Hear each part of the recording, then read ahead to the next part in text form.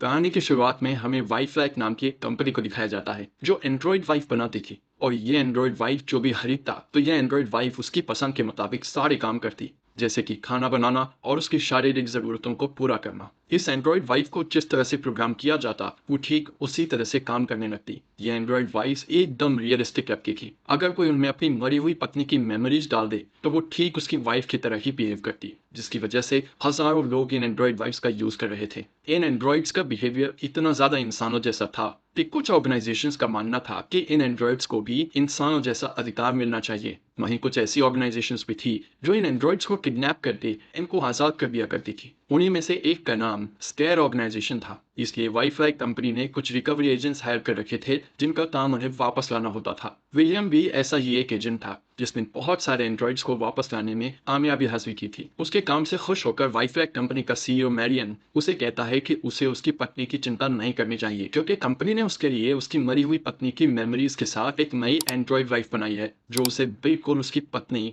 Meredith की जैसा प्यार करेगी। विलियम इस नई मेरेडिथ को घर लेकर आता है और उसे अपनी पत्नी के पुराने कपड़े पहनाकर एक्टिवेट कर देता है। यहाँ पर एंड्रॉइड मेरेडिथ के हाव भाव थोड़े अटपटे थे क्योंकि वो खुद को मैं की जगह मेरेडिथ कहकर बुलाती है। विलियम मेरेडिथ को जगाने, चलने और सांस लेने के लिए गाइड करता है। विलियम को लगता है कि थोड़े समय बाद मेरेडिथ धीरे धीरे सब सीख जाएगी और बिल्कुल उसकी पत्नी जैसा व्यवहार करेगी, जिससे किसी को पता भी नहीं चलेगा कि वो एक एंड्रॉइड है। जब रात होती है तो वो संबंध बनाने के लिए तैयार हो जाती है, पर विलियम सारी इंटीमेसी सेटिंग्स करने के बाद भी नर्वस था। वो मेरेडिथ के साथ इंटीमेट होने में अनकंफर्टेबल महसूस कर रहा था, लेकिन मेरेडिथ इस सिचुएशन को संभाल लेती है और अपने पति विलियम को गाइड करती है जिससे कि वो दोनों मजे में रात गुजार सके। यहाँ पर विलियम चाहता था कि पूरी रात वो दोनों एक साथ सोएं, पर मेरेडिथ को खुद को चार्ज करने के लिए दूसरे रूम में जाना पड़ता है। वहां जाकर उसे रियल मेरेडिथ का हेयर ब्रश और एक पुरानी डायरी मिलती है। कुछ देर बाद वो खिड़की के बाहर देखती है तो उसे गार्डन में पेड़ों के बीच कुछ अजीब सी चीज दिखाई देती है। वो समझ नहीं पाती कि वो क्या चीज है, लेकिन वो उस पर ज्यादा ध्यान नहीं देती।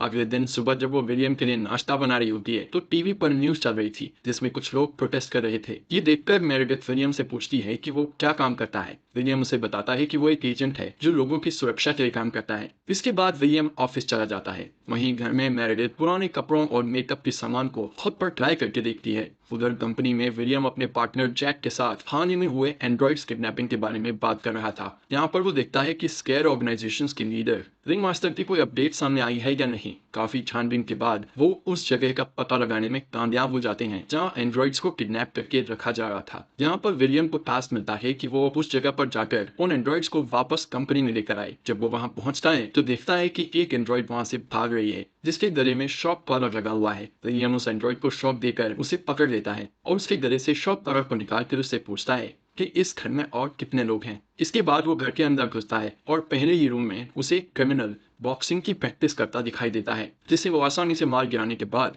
दूसरे रूम की तरफ बढ़ता है जो कि एक लैब थी। वहां पहुंचने पर वो देखता है कि एक और एंड्रॉइड को रीप्रोग्राम करके आजाद किया जा रहा है। इतने में वहां एक क्रिमिनल आता है जिसने एक एंड्रॉइड के ऊपर गन पॉइंट किया हुआ था। विलियम की चेतावनी देने के बाद भी जब वो एंड्रॉइड को नहीं छोड़ता तो विलियम उसे शूट कर देता है। वहीं घर में मेरेडिथ खुद को चार्ज करने के लिए अपने बेड पर लेटती है। तभी उसमें ड्रीम मोड एक्टिवेट हो जाता है। अब ड्रीम में उसकी मुलाकात एविटर लीडर से होती है जो उसे ड्रीम मोड में गाइड करेगा। वो उसे उसके पहले ड्रीम में एक बर्थडे पार्टी दिखाता है। उस बर्थडे पार्टी में विलियम मेरेडिथ का वेलकम करता है। तभी उसे एक दूसरी एंड्रॉइड वाइफ लेडी डांस के लिए कहती है और थोड़ी देर बाद उसे एक मास्क मैन से मिलने के लिए भेजती है। मेरेडिथ उस मास्क मैन से पूछती है कि तुम कौन हो, जिस पर वो मास्क मैन उसे एक रेड बर्ड वाला कार्ड देकर कहता है कि इससे उसे सब कुछ याद करने में आसानी होगी। अब इससे पहले कि मेरेडिथ उससे और कुछ पूछ पाती वो मास्क मैन वहां से चला जाता है। वहीं दूसरी तरफ विलियम किडनैप हुई एंड्रॉइड वाइफ्स को कंपनी में सही सलामत वापस लेकर आता है जहां पर अब उन्हें रीप्रोग्राम किया जाना था। कंपनी के वेटिंग रूम में ओली और लेडी नाम की एंड्रॉइड वाइफ्स उसे उंगलियों के इशारे करके चिढ़ाती है। विलियम को यहाँ पता चलता है कि ओली और लेडी अपना काम ठीक से नहीं कर रही है और वो अपने हस्बैंड्स के खिलाफ जाकर कदम उठा रही हैं, जिस वजह से उन्हें बार बार रीसेट करने के लिए लाया जा रहा है। अगली सुबह मेरेडिथ ईडो से उस मास्क मैन के बारे में पूछती है और वो ईडो से अपनी सभी पुरानी हॉबीज की लिस्ट बनाकर देने को कहती है। ईडो मेरेडिथ को उसकी हॉबीज की लिस्ट बताता है, लेकिन उस लिस्ट में सिलाई करने की हॉबीज को ना देखते हुए वो हैरान हो जाती है क्योंकि नींद से उठने के बाद से ही उसे सिलाई करने की इच्छा हो रही थी। यहाँ पर ईडो मेरेडिथ की मेमोरी में सिलाई की फाइल इंस्टॉल कर देता है। वेन से बाहर आने के बाद मेरेडिथ एक तकिए पर उस मास्कमैन द्वारा दिए गए कार वाले रेड बर्ड को बनाने लग जाती है। थोड़ी देर बाद वो बाहर साइकिल चलाने जाती है। रास्ते के बीचों बीच लूसी को खड़ा देखकर वो उसे बचाने के चक्कर में झाड़ियों में जाकर गिर जाती है। यहाँ पर लूसी उससे कहती है कि उसके पास टाइम बहुत कम है, इसलिए उसे सब कुछ जल्दी याद करना होगा। इतना कहते हुए लूसी वहां से चली जाती है। जब मेरेडिथ घर वापस आती है तो वो विलियम को ये सब बताती है। विलियम उसके कपड़ों से डस्ट साफ करते हुए कहता है कि उसे लूसी की बातों पर ध्यान नहीं देना चाहिए, क्योंकि कुछ औरतें एंड्रॉइड से इसलिए नफरत करती हैं क्योंकि उन्हें लगता है कि वो उनसे उनके पतियों को छीन लेती हैं। कुछ समय बाद मेरेडिथ उस लेक को देखने जाती है जो विलियम की असली वाइफ की फेवरेट जगह थी। वहां पर खुशगवार यादों को देखकर वो पहली बार खुद को मेरेडिथ की जगह मैं कहती है। इसका मतलब ये था कि वो खुद को समझने लगी थी। मेरेडिथ अपने हाथों से बनाया हुआ वो तकिया विलियम को दिखाती है। विलियम कहता है कि ये तुमने बहुत अच्छा बनाया है, लेकिन उसके हाव भाव से लग रहा था कि वो झूठ बोल रहा था। विलियम उसे याद दिलाता है कि एक दोपहर जब वो पार्क में मिले थे तो मेरेडिथ बेंच पर बैठी एक किताब पढ़ रही थी। तभी मेरेडिथ अपनी मेमोरी में उस बेंच वाली घटना को देखती है, पर उसकी ओर बढ़ने वाले आदमी का चेहरा उसे दिखाई नहीं देता। थोड़ी देर बाद जब वो चार्जिंग रूम में अकेली होती है तो वहां पर वो रियल मेरेडिथ की पुरानी डायरी पढ़ने लगती है। उस डायरी में हर पन्ना अपने प्यार को पाने की खुशियों से भरा पड़ा था, जिसे पढ़कर वो इमोशनल हो जाती है। यहाँ पर मेरेडिथ विलियम की रियल वाइफ मेरेडिथ के बारे में और ज्यादा जानने के लिए चार्जिंग बेड पर लेटकर सेल्फ एक्सप्लोरेशन मोड एक्टिवेट करती है, लेकिन वो ऑन नहीं हो पाता। जिसके बाद मेरेडिथ ड्रीम मोड एक्टिवेट करती है। ड्रीम में जाने के बाद ईडो समझ नहीं पाता कि मेरेडिथ की कुछ फाइल्स ब्लॉक क्यों हैं। ईडो मेरेडिथ को उसकी मेमोरीज की फाइल्स दिखाने लगता है, जिसमें से मेरेडिथ एक रैंडम मेमोरी चूज करती है और ईडो उसे उस मेमोरी फाइल में ले जाता है जहां मेरेडिथ खुद को पार्क की एक बेंच पर बैठा पाती है। लेकिन विलियम की जगह वो उस मास्क मैन को देखती है जो उसे पकड़कर कहता है कि सब कुछ यहीं से शुरू हुआ था। यहाँ पर अचानक मेरेडिथ ड्रीम मोड से बाहर आ जाती है तो वो देखती है कि विलियम उसे पकड़े हुए हैं और वो उसे कहता है कि उसने कोई बुरा सपना देखा है। मेरेडिथ के बिस्तर में जाने के बाद विलियम चुपके से उस रेड बर्ड वाले तकिए को पार्क डस्टबिन में फेंकाता है। विलियम के सोते ही मेरेडिथ रियल मेरेडिथ की डायरी पढ़ने लगती है और उसकी पुरानी वीडियोस भी देखती है। ऐसे ही एक पुरानी वीडियो में मेरेडिथ खुद को एक टेंट के अंदर अपने लवर के साथ देखती है। अगले दिन विलियम को एक और टास्क मिलता है जिसमें उसे किडनैप्ड एंड्रॉइड को वापस लेकर आना था। विलियम तुरंत उस बिल्डिंग में जाता है और वो किडनैप्ड एंड्रॉइड वहां पर सेक्रेटरी का काम कर रही होती है। उस एंड्रॉइड ने इंसानों की जिंदगी जीने के लिए अपना नाम और चेहरा थोड़ा बदल लिया था। विलियम के पूछने पर वो कहती है कि उसे किसी ने नहीं चुराया और वो अपनी मर्जी से कंपनी से भागी थी। विलियम उसकी बात पर यकीन नहीं करता। उसे लगता है कि उस एंड्रॉइड वाइफ को रिप्रोग्राम किया गया है।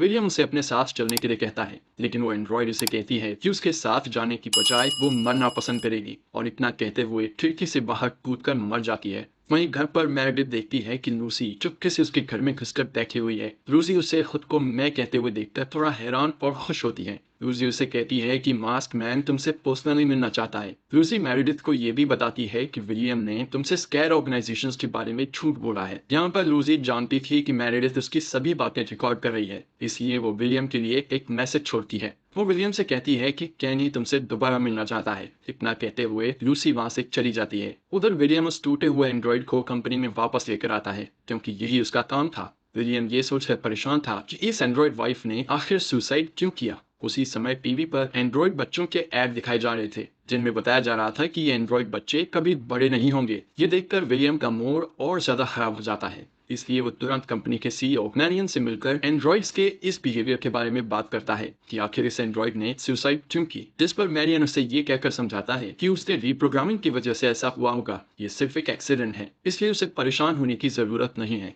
दूसरी साइड मेरेडिथ घर पर रियल मेरेडिथ की पुरानी डायरी में से उसकी लव स्टोरी पढ़ रही होती है जिसमें लिखा था कि वो अपने प्यार के साथ भाग जाना चाहती थी। कुछ टाइम बाद मेरेडिथ एक नए तकिए पर रेड बर्ड बनाने लगती है। जब विलियम घर आता है तो उसे ये देखकर बहुत चिढ़ मचती है कि मेरेडिथ फिर से उस रेड बर्ड को तकिए पर बना रही है। मेरेडिथ विलियम को लूसी के बारे में सब कुछ बताती है और उसे लूसी का मैसेज दिखाती है। लूसी के मैसेज को सुनकर विलियम बौखला जाता है और अपने पार्टनर जैक को मदद के लिए बुलाता है। वो जैक को बताता है कि मैंने मेरेडिथ को कैनी से बचाने की बहुत कोशिश की, पर उन्होंने मेरेडिथ की ड्रीम्स को हैक कर लिया है। जब भी मेरेडिथ ड्रीम मोड में जाती है तो वो मेरेडिथ से कनेक्ट कर लेते हैं। विलियम जैक से कहता है कि हमें कैनी की लोकेशन ट्रैक करने के लिए मेरेडिथ के सपनों में जाना पड़ेगा, जिसके लिए मुझे तुम्हारी कंप्यूटर नॉलेज की जरूरत पड़ेगी। विलियम जैक को ये भी बताता है कि मेरेडिथ अपने सपनों को रियल लाइफ में भी महसूस करती है और अगर उसे अपने सपने में चोट लग जाए तो रियल लाइफ में उसकी बॉडी को पेन होने लगता है। अब जैक और विलियम कैनी को ट्रैक करने के लिए मेरेडिथ को ड्रीम मोड में भेज देते हैं, जहां पर मेरेडिथ के सपने के लिए ईडो एक हेलोवीन का थीम चुनता है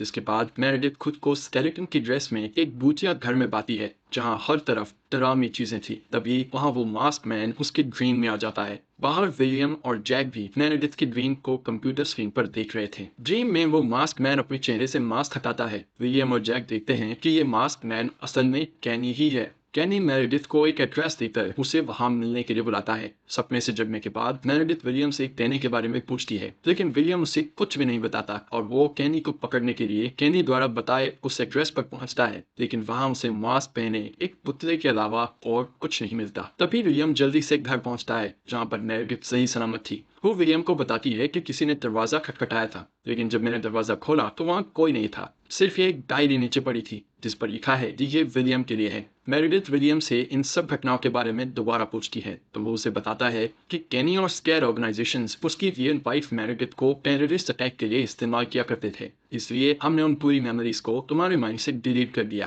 ताकि तुम खुद को हजारों लोगों की मौत का जिम्मेदार मानकर दुखी न हो। विलियम जैक को फोन करके बताता है कि कैनी ने मेरेडिथ को हैक कर रखा है, इसलिए वो हमारी हर हरकत पर नजर रख रहा है, इसलिए वो उसे पकड़ नहीं पाए। वो जैक को बताता है कि मेरेडिथ के प्रोग्राम को रीसेट करने के लिए कंपनी में भेजना होगा। इससे पहले मैं मेरेडिथ के ड्रीम्स में जाकर कैनी से बात करना चाहता हूँ, जिसके लिए जैक विलियम और मेरेडिथ को ड्रीम मोड में कनेक्ट करता है। यहाँ पर मेरेडिथ की बैटरी लो थी, इसलिए विलियम उसे इंस्ट्रक्शन देता है कि जब उसकी बैटरी 10% तक पहुंच जाए तो उसे तुरंत जाग जाना है, और तुम्हारे जागते ही मैं भी जाग जाऊंगा। अब ड्रीम में मेरेडिथ देखती है कि वो जंगल में है जहाँ उसे कैनी दिखता है, और तभी वहाँ विलियम भी आ जाता है जो मेरेडिथ को वहां से भागने के लिए कहता है। भागते वक्त वो एक दरवाजे से ओली और लिली के साथ बर्थडे पार्टी की मेमोरीज में जाकर छिप जाती है। वहीं विलियम कैनी के साथ फाइट करने लगता है और फाइट करते करते वो उसी बर्थडे पार्टी में पहुंच जाते हैं जहां मेरेडिथ थी। कैनी मेरेडिथ से सब कुछ याद करने के लिए कहता है। साथ ही वो विलियम को कहता है कि चाहे वो जितनी भी कोशिश करे, लेकिन एक दिन मेरेडिथ की याददाश्त जरूर वापस आएगी। यहाँ पर विलियम कैनी को जान से मारने ही वाला था, पर उसी वक्त मेरेडिथ की बैटरी 10% पर पहुंच जाती है और वो नींद से जाग जाती है, जिससे विलियम भी जाग जाता है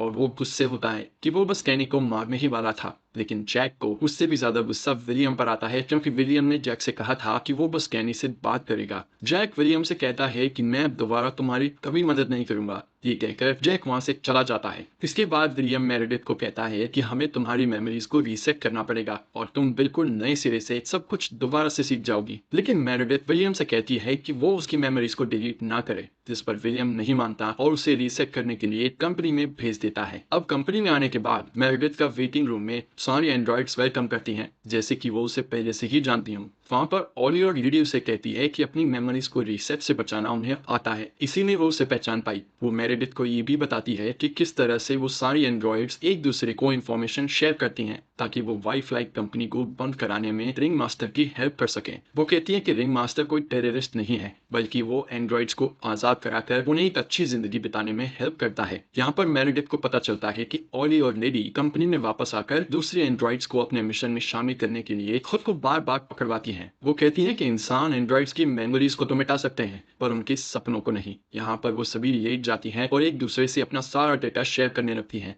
यहाँ पर मेरेडिथ ड्रीम मोड में जाकर ईडो से कहती है कि वो उसकी सारी मेमोरीज को रैंडम फाइल्स में सेव कर दे। इसके बाद जब ऑपरेटर उसे रीसेट करने के लिए लेकर जाता है, वहीं लूसी यूएसबी स्टिक और एक इंपॉर्टेंट फाइल लेकर जैक के घर जाती है और उसके एंड्रॉइड वाइफ को देकर कहती है कि ये जैक को दे देना। अब जैसे ही जैक घर आता है तो उसके एंड्रॉइड वाइफ उसे वो स्टिक और फाइल दे देती है। वहीं कुछ घंटों बाद मेरेडिथ अपनी नई मेमोरीज के साथ विलियम के घर पर उसके सामने चाहती है, जिसमें उसे एक जासूस दिखाई देता है, पर वो इसे समझ नहीं पाती। लेकिन उसे पहले के सारे रूल्स याद होते हैं, लेकिन वो ऐसे बिहेव करती है कि जैसे वो सचमुच में रीसेट होकर आई है। विलियम पिछली बार के वो सारे शब्द मेरेडिथ को बार बार दोहराता है ताकि उसे वो सब अच्छे से समझा सके। लेकिन तभी जैक वो फाइल लेकर विलियम के घर पहुंचता है, जिससे विलियम मेरेडिथ को रूम में भेज देता है। जैक विलियम को वो फाइल देता हुआ कहता है कि मुझे पता चल चुका है कि मेरेडिथ कभी तुम्हारी पत्नी थी ही नहीं, और मेरेडिथ के बॉयफ्रेंड केनी को भी तुमने ही मारा था, इसलिए वो केनी को नहीं ढूंढ पा रहे थे, क्योंकि वो सिर्फ मेरेडिथ की यादों में ही था। इस मर्डर के लिए जैक विलियम को अरेस्ट करने के लिए आगे बढ़ता है, लेकिन तभी विलियम उसे शूट करके मार डालता है। यहाँ पर ये सब मेरेडिथ भी देख रही थी। वो विलियम से बताती है कि वो ये सब पहले से ही जानती थी। जब पहली बार मेरेडिथ ने अपने कैंपेन के प्रमोशन के लिए विलियम के दरवाजे पर दस्तक की थी, तब से विलियम उसके पीछे पड़ा था। वो किसी भी तरीके से उसे हासिल करना चाहता था, इसलिए विलियम चोरी छिपे इन दोनों का पीछा किया कर रहा था, और एक दिन मौका देखकर उसने उन दोनों को अरेस्ट कर लिया। और ये खबर फैलाती कि मेरेडिथ एक किडनैप एंड्रॉइड है